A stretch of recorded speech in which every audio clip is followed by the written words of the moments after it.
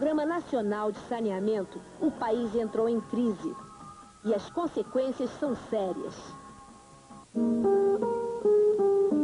Os grandiosos, maior floresta tropical úmida, o ecossistema mais complexo e diversificado do planeta, região riquíssima em recursos minerais, 1/5 de toda a água doce do mundo, último refúgio de culturas indígenas ameaçadas de extinção.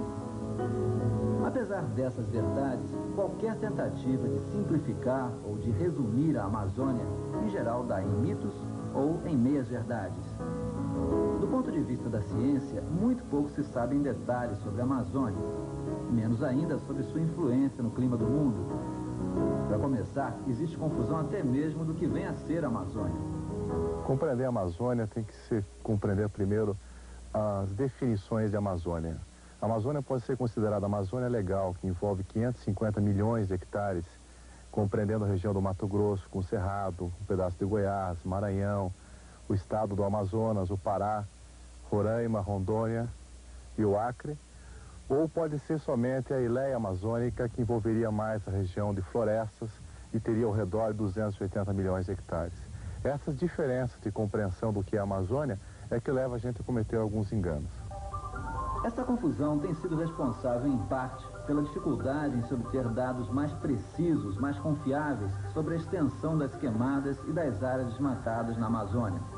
As estimativas de desmatamento variam de 5% a 12% da região, mas ainda há muitas dúvidas sobre os critérios técnicos adotados nesses levantamentos, além do emocionalismo e das pressões políticas e econômicas que dificultam qualquer análise mais objetiva do problema. Na sua opinião, até que ponto as pressões econômicas, políticas atrapalham a busca de uma verdade científica sobre a região amazônica? Bom, elas atrapalham num aspecto de que veiculam muita inverdade. Criam-se mitos do tipo pulmão do mundo, por exemplo, que acaba então atrapalhando o trabalho dos cientistas. Se esse pessoal, por exemplo, lutasse para que se tivesse verbas para se fazer pesquisa, né, e permitisse primeiro a realização das pesquisas, que mesmo com resultados preliminares poderiam dar as direções importantes para o desenvolvimento da região. A região ela tem que ser desenvolvida.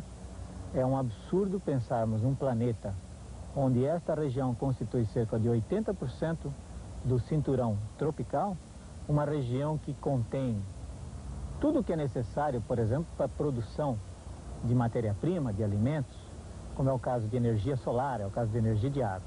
Se pensarmos que a população do mundo está crescendo, que dentro de 50 anos ela atinge 12 bilhões de habitantes e que hoje já morre 25 milhões por falta de comida, claro está que a Amazônia ela tem que participar do contexto global, se produzir matéria-prima, produzir alimentos, e também do contexto local. Hoje, por exemplo, a maior parte do que se come aqui vem de fora.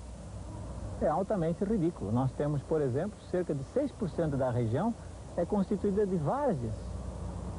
Lembra-se, os egípcios, há 10 mil anos atrás, esperavam o Nilo subir, o Nilo fertilizava. Quando ele baixava, os egípcios plantavam. Fertilização natural. Temos aqui 6% de várzeas, ou seja, cerca de 30 milhões de hectares, que é mais ou menos a metade do que o Brasil tem plantado hoje, que poderia ser explorado racionalmente. A exploração racional, a conservação, exploração racional da floresta amazônica é a vocação principal, porque lá estão as mais preciosas, do ponto de vista quantitativo e qualitativo, reservas de madeira tropical do planeta.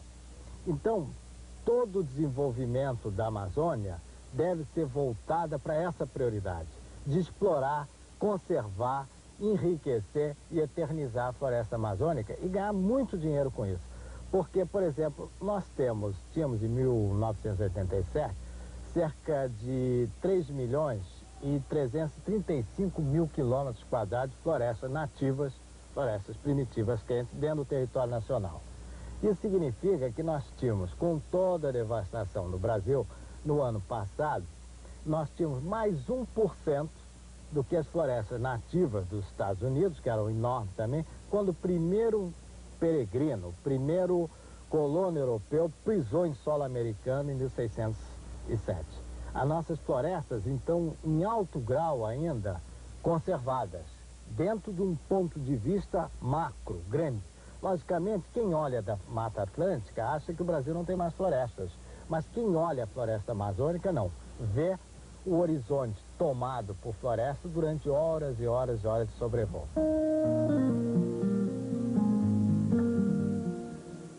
O senhor acha que, pelo pouco que se sabe ainda sobre a Amazônia, que a floresta deveria permanecer intocada ou quase intocada, ou se pode partir para projetos de desenvolvimento, de agricultura na região? Eu acho que é possível se desenvolver a Amazônia, conciliando-se isso com a preservação da diversidade e a preservação a conservação da natureza. De que forma? Fundamentalmente, temos que implantar o ordenamento territorial, né? Isso é inclusive uma ação que está prevista na Constituição e que o governo brasileiro vem iniciando agora. É preciso que se conheça, e já existe algum conhecimento de áreas de grande diversidade biológica, áreas de endemismo, onde ocorrem um grande número de espécies ou espécies particulares daquela região. Esse é um outro mito sobre a Amazônia. A Amazônia ela não é homogênea, né?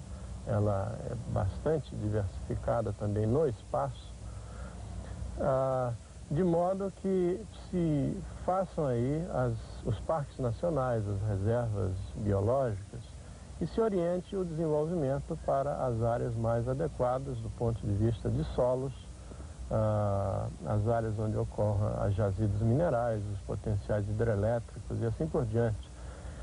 E é importante também que nesse processo de desenvolvimento se utilizem as tecnologias, em grande parte já existentes, de proteção ambiental. A Amazônia, afinal, é o pulmão verde do mundo, como se propala no Brasil e lá fora? Não, esse é um dos mitos, não é, que já vem sendo discutido cientificamente há algum tempo.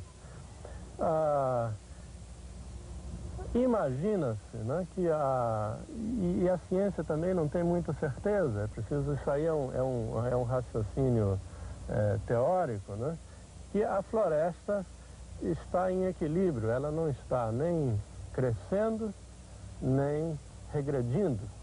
E isso nem sempre é verdade. A floresta amazônica já passou por processos de expansão e de regressão.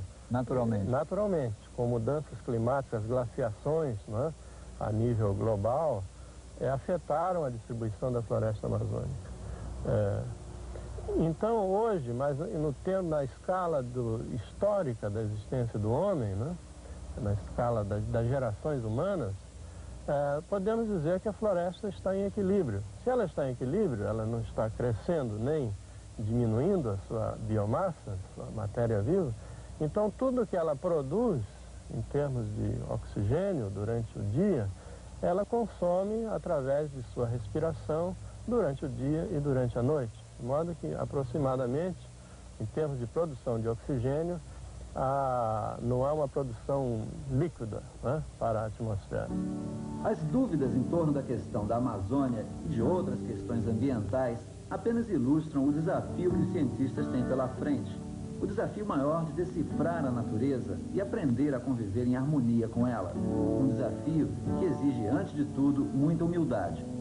Alguns dos maiores gênios da ciência nos deram, no final de sua vida, belos exemplos de humildade. Por exemplo, Newton declarou: "Não sei como eu apareço perante o mundo, mas, a meus próprios olhos, eu me vejo apenas como um menino brincando na praia, divertindo-me em encontrar, de vez em quando, uma pedra mais roliça ou uma concha mais bonita do que as ordinárias, enquanto o grande oceano da verdade jazia todo inexplorado à minha frente." E Einstein, também no final de sua vida, escrevendo a um amigo: "Você talvez imagine que eu contemplo a minha obra com satisfação serena, mas vista de perto, ela parece bem diferente. Não há uma única ideia da qual eu esteja convencido de que ela é sólida e permanecerá sempre. E eu tenho dúvidas até mesmo sobre, em geral, se estou no caminho certo.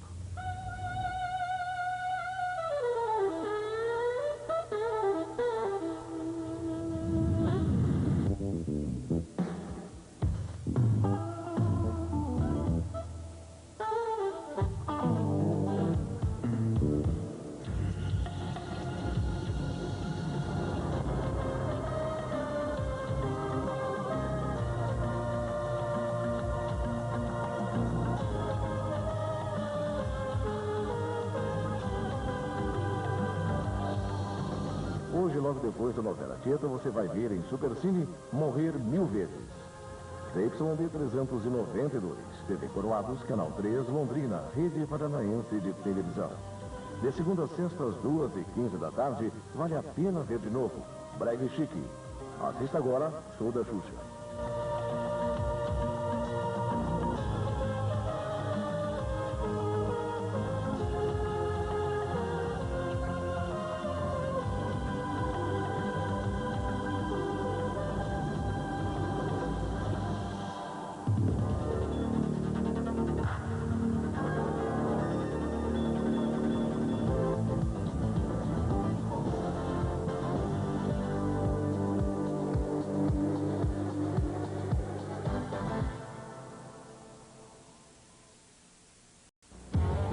Música, humor.